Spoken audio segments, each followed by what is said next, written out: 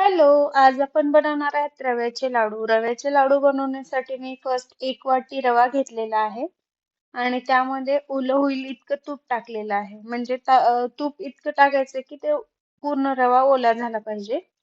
आणि त्यानंतर मी खरपूस असं भाजून घेतलेला आहे रव्याचा पूर्ण कलर गव्हाळ होईपर्यंत. तो भाजून झाल्याच्या नंतर मी अर्धी वाटी साखर, अर्धी वाटी पाणी असं घेऊन ते चासणी बनवत आहे. चासणी एक तारेची बनवायची आहे. एक तारेची म्हणजे अशी, आता मी दाखवेल तुम्हाला. दोन बोटामध्ये असं जर आपण चिपकवत असेल तर एक तार तुटली पाहिजे. ते आणखीन झालेली नव्हती. नंतर झाल्याच्या नंतर त्यात मी रवा ऍड केलेला आहे.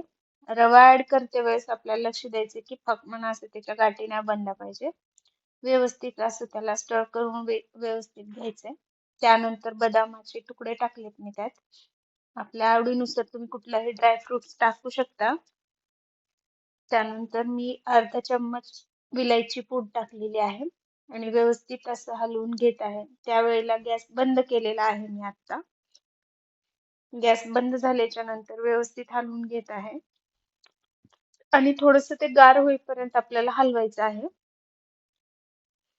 गार झाल्याच्या नंतर व्यवस्थित ती चासणी त्यामध्ये ऍड होईल आणि ते घट्ट असं मिश्रण तयार होईल. घट्ट मिश्रण तयार झाल्याच्या नंतर त्यात मी खोबऱ्याचा खीस टाकलेला आहे.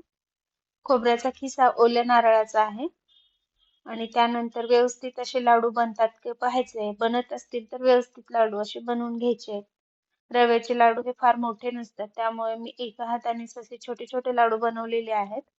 पाहू शकता मी कशा प्रकारे लाडू बनवते.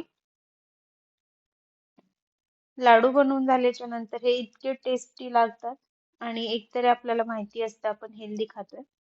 त्यामुळे हे लाडू तुम्ही नक्की बनवून बघा आणि कमेंट मध्ये मला सांगा कसे बनले. Thank you.